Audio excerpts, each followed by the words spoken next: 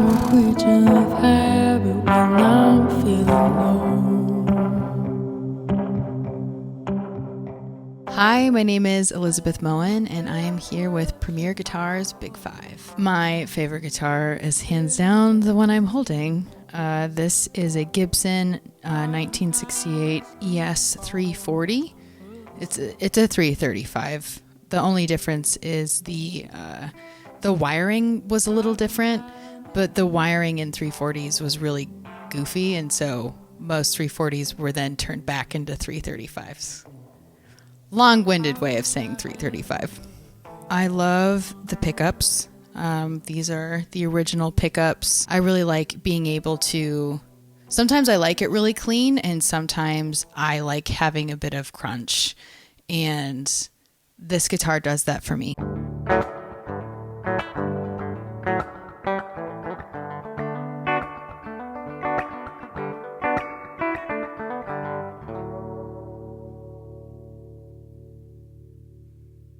Something about the tone of it is just magical.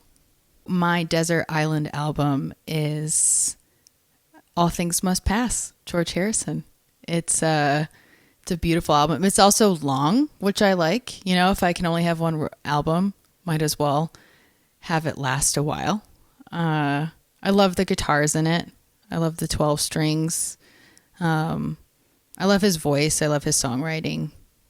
My biggest guitar culture pet peeve is sometimes the competitive vibe that I get from people when we're talking about, you know, a certain, you know, kind of pedal or a guitar or a brand or even a certain, you know, guitarist in a band. And it's almost like people are trying to one up each other on the knowledge that they have rather than just it being just a nice back and forth of like, oh yeah, I've heard about so-and-so, or, oh, I've heard about Milkman amps. They're awesome.